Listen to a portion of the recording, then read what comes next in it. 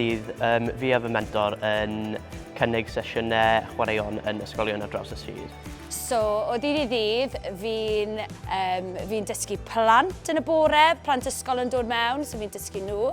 Wedyn fi'n eistedd ar y set yn wneud achor bywyd, so lifeguarding.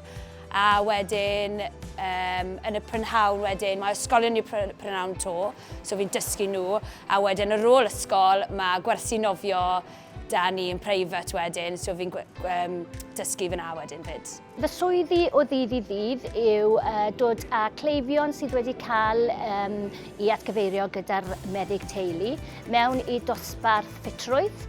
Mae wahanol ffordd maen nhw gallu dod mewn i'r dosbarthiadau hyn fel trwy cancer neu iechyd meddwl ac yn y blaen. A wedyn ni'n dod mewn ac hyfforddi nhw a helpu nhw I fyw yn mwy iach ac cael bywyd llawn eto. Fy dyletswyddau I o dydd I dydd yw hyfforddwr ffitrwydd a cynorthwydd yn y ganolfan lles Llanbed.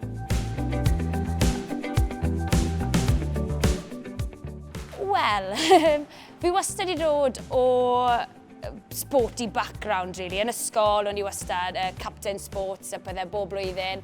So, wastad dwlu ar y chwaraeon.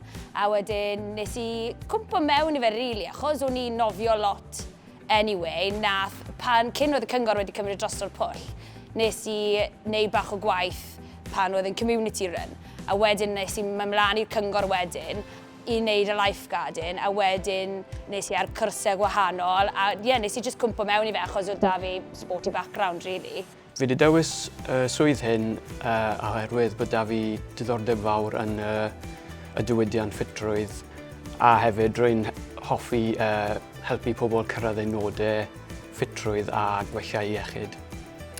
Nes I ddewis y swydd yma fel gyrfa oherwydd dwi wastad wedi bod mewn I ffitrwydd o waron i'n ysgol a wastad wedi bod yn berson sydd yn hapus I siarad gyda pobl ac yn moyn helpu pobl. Fel hyn dwi'n gallu cyfuno y ddoi. Manteision o gweithio yn Ceredigion yw bod fi'n gallu aros adre agos I teulu fi a ffrindiau fi. I fi, mae fe'n cadw'n lleol, dwi'n byw yn lleol. Mae'n neis I cael cyfle I gweithio yn y diwydiant yma heb gorfod symud bant rhywle a hefyd bod y cyflwysterau mor arbennig da ni fan hyn yn Ceredigion.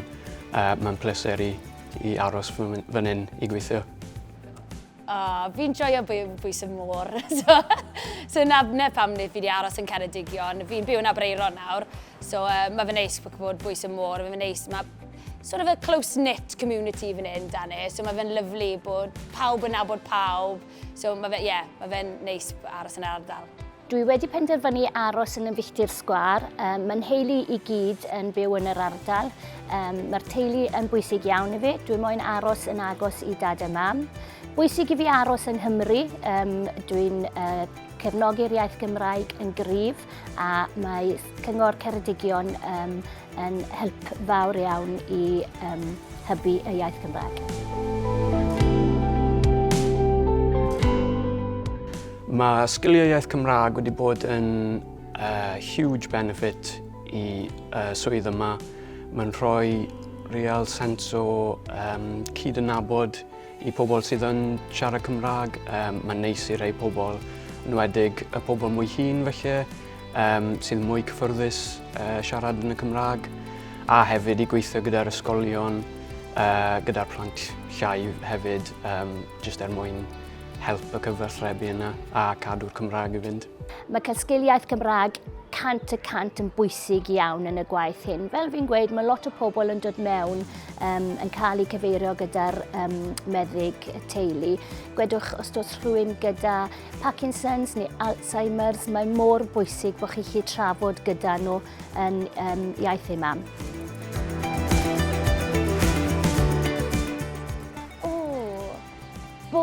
Y myth mwyaf yn y sector yw bod yr swydd achub bywyd yn boring. dyw e ddim yn boring o gwbl. Mae lot da ni yn neud o ddydd i ddydd. Nawr te, myth mwyaf dwi'n meddwl yn y sector hyn yw, unwaith chi'n gweud amdano ffitrwydd ac ystafell ffitrwydd, mae pawb yn meddwl bod chi'n cerdded o amgylch mewn lycra trwy'r dydd ac yn edrych mewn gwydr trwy'r dydd, ond yw'n ddim yn wir.